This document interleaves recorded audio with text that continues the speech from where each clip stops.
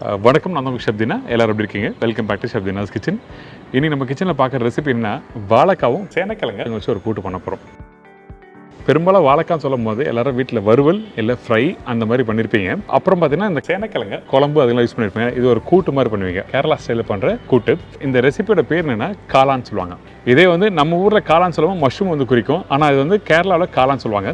இது ஒன்லி தேங்காய், மிளகுத்தூள், தயிர், பச்சை மிளகா, சீரகம் இந்த 4 பொருளை வச்சு பண்ணுறது. பர்டிகுலர் தேங்காய் எண்ணெய் யூஸ் பண்ணி கம்ப்ளீட் பண்ணணும். அந்த தேங்காய் எண்ணெய் வச்சு பண்ணும்போது பார்த்தீங்கன்னா நல்லா வாசம் நல்லா கொடுக்கும். நீங்கள் ரைஸை தொட்டு சாப்பிட்றதுக்கு அந்தளவுக்கு சூப்பரான ஒரு ரெசிபி. ட்ரை பண்ணி பாருங்கள். நீங்கள் நார்மலாக வீட்டில் கூட்டுன்னு சொல்லும்போது என்ன பண்ணுவீங்க, பருப்பு, தேங்காய், அப்புறம் வெங்காயம், தக்காளி எல்லாம் வதக்கி போடுவீங்களா. இந்த ரெசிப்பியில் வெங்காயம், தக்காளிலாம் எதுவுமே இல்லை. ரொம்ப அல்டிமேட்டான ரெசிபி. ஒன்ஸ் நீங்கள் வீட்டில் பண்ணிங்கன்னா கண்டிப்பாக உங்கள் எல்லாருக்கும் பிடிக்கும். திருப்பி ட்ரை பண்ணுவீங்க. இப்போ இந்த ரெசிபி எப்படி ரெடி பண்ணுறது பாருங்கள். இப்போ இந்த கூட்டு ரெடி பண்ணுறதுக்கு நம்ம என்ன பண்ணுறோன்னா, இந்த சேனக்கிழங்கை ஒரு 250 கிராம் சேனக்கிழங்கு எடுத்துக்கிறோம்.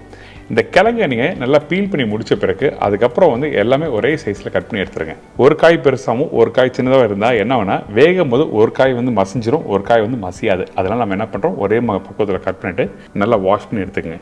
அதே மாதிரி தான் இந்த வாழைக்காவும். வாழைக்காய் பார்த்தீங்கன்னா 2 வாழைக்காய் நல்லா பீல் பண்ணிவிட்டு சின்ன சின்ன க்யூப்ஸாக கட் பண்ணி வச்சுருக்கோம். இதுக்கப்புறம் நம்ம என்ன பண்ணுறோம், கட் பண்ணி வச்சுருக்க அந்த காயை மஞ்சட்டில் போட்டுருங்க. ஃபஸ்ட்டு இந்த காய் வேக வைக்கும்போது வெறும் பச்சை தண்ணி ஊற்றி தான் வாய் வைக்க ஆரம்பிக்கணும். சுடு தண்ணியில் போட்டுறாதீங்க. அதே டைமில் அடுப்பை ஆன் பண்ணிவிட்டு கொஞ்சமாக உப்பு போட்டுருங்க. இந்த காய் வேக வைக்கும்போது அதிகமான தண்ணி வைக்க வேண்டாம். காய்க்கு எந்த அளவுக்கு தண்ணி வேணுமோ அந்த அளவுக்கு தண்ணி ஊற்றி வேக வச்சுருங்க. ஒரு 2 நிமிஷம் கழிச்சு பார்த்தீங்கன்னா அந்த காய் ஒரு 60% அளவுக்கு வெந்திருக்கும். அதுக்கு பிறகு நீங்கள் இந்த வாழைக்காய் போட ஆரம்பிக்கணும். நீங்கள் காய் முழுசாக வேக வச்சுட்டு அதுக்கப்புறம் வாழைக்காய் போட்டோன்னா கண்டிப்பாக நல்லா இருக்காது. அதனால் நம்ம என்ன பண்ணுறோம், இந்த கிழங்கு 60% வெந்த பிறகு இந்த வாழைக்காய் போடுறோம். திருப்பி தண்ணி ஊற்றலாமா கேட்டினா தண்ணி தேவைப்பட்டால் மட்டும் ஊற்றுங்க, அதிகமாக வேண்டாம். ஏன்னா இந்த ப்ரிப்பரேஷன் கூட்டு ஒரு செமி ட்ரையாக வரணும்.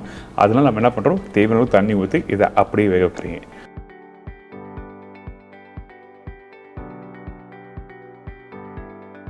அதுக்கப்புறம் எடுத்து பார்த்தீங்கன்னா அந்த காய் நல்லா வெந்திருக்கும். அதே டைமில் அந்த ஸ்டாக் வாட்டர் பார்த்தீங்கன்னா அந்த காய் வெந்த பிறகு தண்ணியும் வந்து நல்லா ஒயிட் கலர் இருக்கும். அதுக்கு பிறகு இந்த கிழங்கு எடுத்து பாருங்கள். இந்த கிழங்கு லைட்டாக எடுத்திங்கன்னா நல்லா சாஃப்டாக இருக்கும். வாழைக்காய் கொஞ்சம் ஒரு 5% ஹார்டாக இருக்கும். இதுதான் பக்குவம். இதுக்கப்புறம் இதுக்கு தேவையான அரைக்கிற மசாலா போயிடலாம். ஃபஸ்ட் நம்ம என்ன பண்ணுறோம், அரை மூடி தேங்காய் எடுத்துக்கிறேன். இந்த அரை மூடி தேங்காவை நல்லா திருவண்ண தேங்காவை இந்த மிக்ஸி ஜாரில் போட்டுருங்க.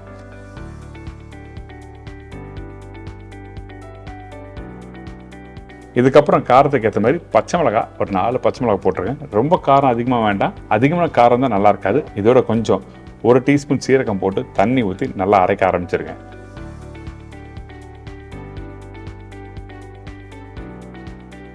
அரைக்கும் போது ரொம்ப நைஸாக அரைச்சிடாதீங்க. மைன்னு அரைச்சா நல்லா இருக்காது. அதனால நம்ம என்ன பண்ணுறோம், 90% அளவுக்கு அரைச்சிடறோம்.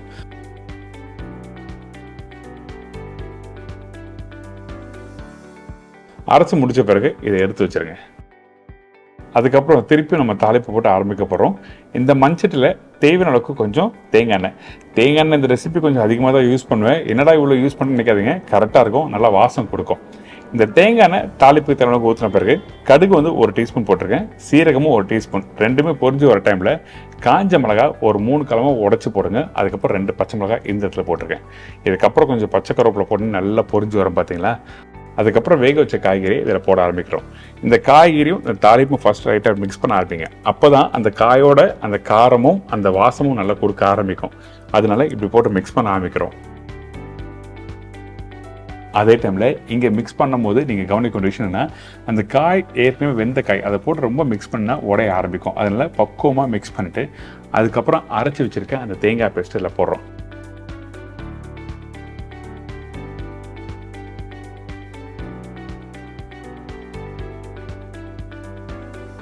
இந்த தேங்காய் பேஸ்ட்டை போட்ட பிறகு மிக்ஸ் பண்ணுங்கள்.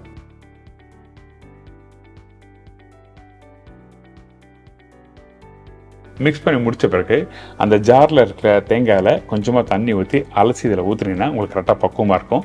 அதுக்கு முன்னாடி நீங்கள் இந்த இடத்துல வந்து அந்த காய்க்கு தேவையானக்கு தண்ணி போதுமா அப்படின்னு சொல்லிட்டு மிக்ஸ் பண்ணிவிட்டு இந்த தேங்காய் பேஸ்ட்டு போட்ட பிறகு இந்த இடத்துல தண்ணி தேவைப்பட்டால் நம்ம என்ன பண்ணுறோன்னா, அந்த ஜாரில் தேங்காய் இருக்கும் பார்த்தீங்களா, அதில் கொஞ்சமாக தண்ணி ஊற்றி நல்லா அலசி அதுக்கப்புறம் இந்த காயோட போட்டு திருப்பி குக் பண்ண ஆரம்பிக்கிறோம்.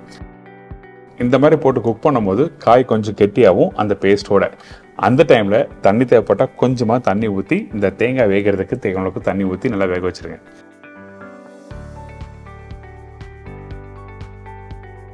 வேக வைக்கும்போது திருப்பியும் சொல்கிறேன், கரண்டி போட்டு நல்லா மிக்ஸ் பண்ணாதீங்க. அந்த கிழங்கு வந்து வெந்த பிறகு பார்த்தீங்கன்னா முழுசாக இருந்தால் மட்டும்தான் நல்லாயிருக்கும். அதனால் நம்ம என்ன பண்ணுறோம், பக்குவமாக வேக வச்சு எடுத்துருங்க. கொஞ்சம் இது மாதிரி வெந்து கொதிச்சு வரும் பார்த்தீங்களா, அந்த டைமில் நம்ம என்ன பண்ணுறோம், மிளகுத்தூள் போடுறோம். இந்த மிளகுத்தூள் பார்த்தீங்கன்னா இந்த தூள் வந்து ரொம்ப ஃபைன் பவுடராக அரைச்சி போடுறோம்னா அப்படி போட்டால் கலர் மாற ஆரம்பிச்சிடும், ஒரு டார்க் பிளாக் கலர் மாறின மாதிரி ஆகிடும். அதனால கொஞ்சம் க்ரஷ்ஷாக இருக்க அந்த மிளகுத்தூளை போடுறோம். அது மட்டும் இல்லை, அந்த தேங்காயோட இனிப்புத்தன்மையும் அந்த மிளகோட அந்த காரத்தன்மையும் சேர்த்து 1-2 கடிக்கும் போது ரொம்ப நல்லாயிருக்கும். அதனால நம்ம என்ன பண்ணுறோம், இந்த மிளகு வந்து 1 டேபிள் ஸ்பூன் அளவுக்கு யூஸ் பண்ணியிருக்கேன். நீங்கள் அப்படி ரொம்ப காரம் அதிகமாக இருக்க மாதிரி ஃபீல் பண்ணிங்கன்னா அந்த டைமில் 3/4 டேபிள் ஸ்பூன் போட்டுக்கலாம். இது உங்களோட ஆப்ஷன். இதுக்கப்புறம் பார்த்தீங்கன்னா இந்த கிழங்கு காயம் வெந்த பிறகு நல்ல கெட்டியாக இருக்குது பார்த்தீங்களா, அதே டைமில் நல்ல கலர் மாறிக்கும். இப்போ வந்து நம்ம என்ன பண்ணுறோம், தயிர் யூஸ் பண்ணுறோம். தயிர் பார்த்தீங்கன்னா நீங்கள் வந்து ஒரு 150 ml தயிர் யூஸ் பண்ணியிருக்கேன். நான் யூஸ் பண்ணுற தயிர் பார்த்தீங்கன்னா நல்லா புளிப்புள்ள தயிர். இதுவே வந்து கொஞ்சம் நல்லா புளிப்பு இல்லாத தயிராக இருந்ததுன்னா அப்போ ஒரு 200 250 ml தயிர் யூஸ் பண்ணுற மாதிரி இருக்கும். ஆனால் இந்த இடத்துல இன்னொரு சேலஞ்ச் பார்த்தீங்கன்னா, அந்த தயிர் அதிகமாக ஆக கொஞ்சம் அந்த கூட்டு பார்த்தீங்கன்னா கொஞ்சம் லைட்டாக லிக்விடான மாதிரி ஆகிடும். அதனால முடிஞ்ச அளவுக்கு நல்லா புளிப்பான தயிர் ஊற்றி நல்லா மிக்ஸ் பண்ணுறேங்க.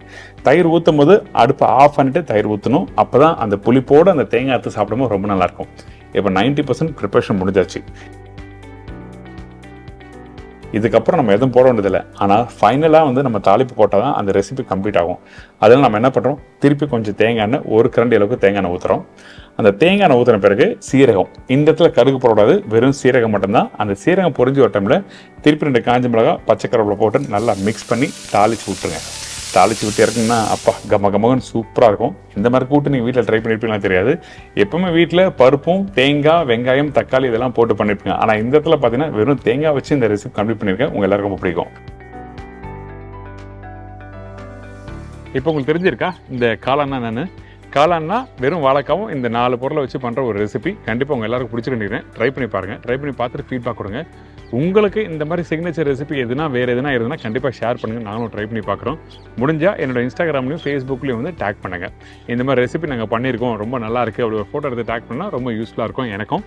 இதே மாதிரி நாளைக்கு இன்னொரு புது ரெசிபி சந்திக்கிறேன். நன்றி, வணக்கம். See you, bye bye, take care.